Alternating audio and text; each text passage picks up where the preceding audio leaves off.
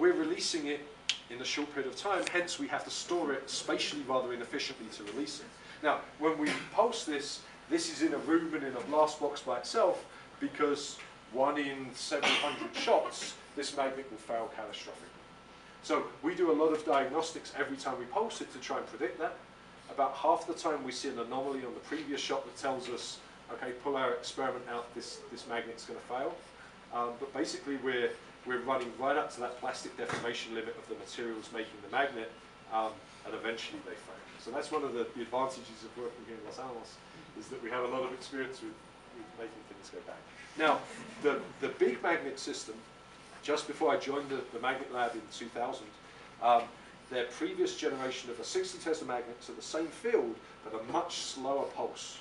So the energy in the magnetic field is at least going as like the square of the area on the field, failed catastrophically at about 10% of its predicted life. By all accounts, this was like a truck hitting a building. There's still holes in our roof where this happened. The building was evacuated at the time, thank God. But that was basically the reinforcing shells weren't made correctly. And so they were basically a rolled steel, and they weren't held at the right temperature at the right time, and so they got a brittle ingrowth.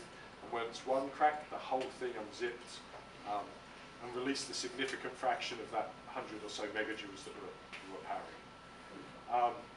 We've since gone back and done a lot of metallurgy on the reinforcing shells to try and understand this. And we do a lot of diagnostics on the coils as we're pulsing them and between shots. But yes, the dirty secret of doing pulse field measurements is eventually you lose your sample. And hopefully it's as bad a day as I've lost my sample of my cryostat and my helium balloon. And yeah, so far, on a touch wood, we've never had anyone, because we're very aware that we're releasing that much energy. Yeah. So while they will fail sometimes, you plan to use your magnets over and over again. But there are also experiments that are done where they intend to have the magnet explode at the end. Can you talk about what the applications are different? I mean, wouldn't you rather work with a magnet that you know is going to explode every time?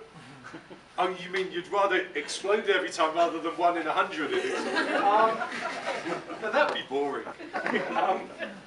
Okay, so there are lots of points to answer. So some of that is the time scale of the magnetic field. So really what we want to do is we want to do science on the material that we're putting in the magnet. And to do science, it has to be repeatable.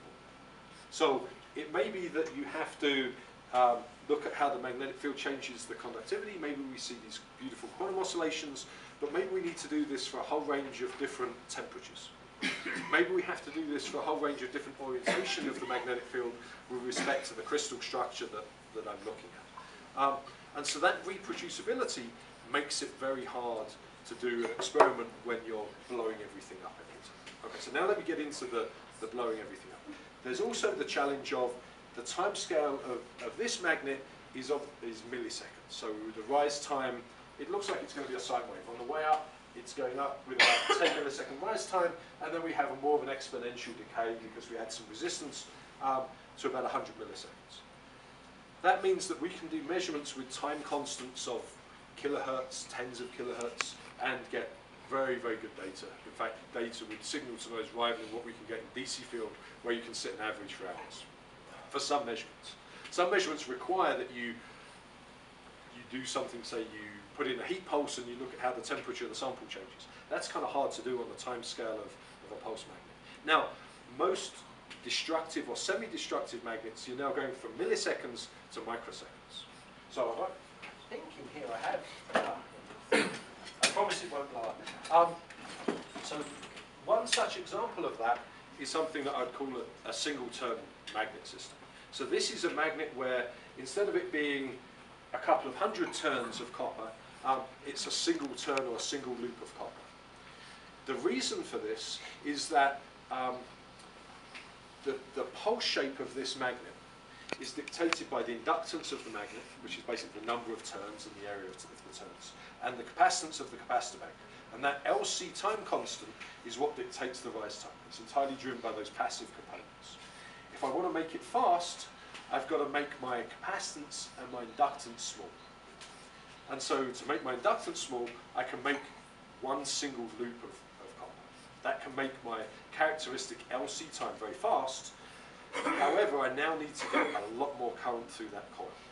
So the reason this is on a butterfly shape like this is I'm going to pass about 2 million amps through this, which means that I'm going to vaporize all this copper. So this is a before.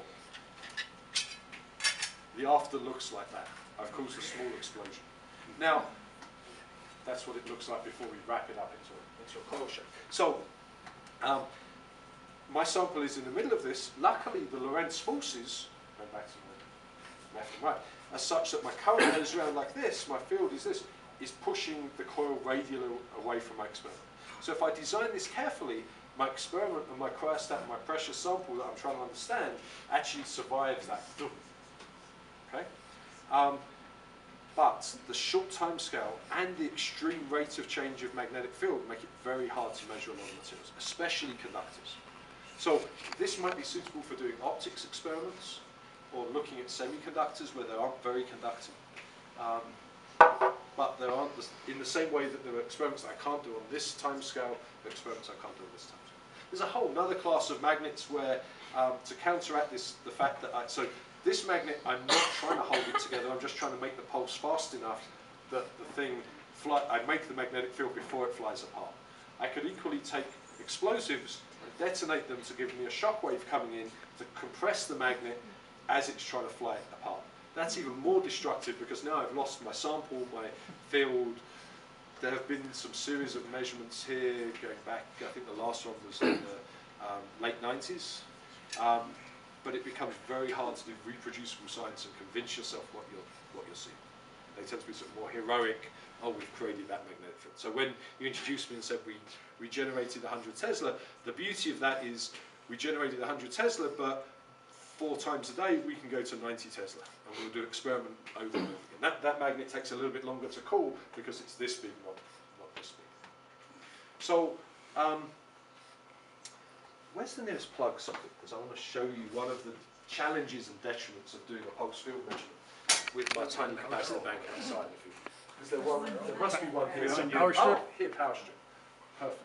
So, if there aren't any more questions, have a drink for a minute and I'll pull something out of the box. There's one in the audience there, so it's not very scientific. But Oh, I've got a volunteer from the audience, so why don't you come and help me with the heavy? the talk is titled Attracted to Magnets, but maybe you have some advice for people who sort of find repulsed by magnets. Repulsed by magnets. There's no saving you if you're repulsed. Each to their own, Theodore. Yes, I don't know why the title is Attracted to Magnets, just that everything I do involves high fields in one way or another. So, yeah.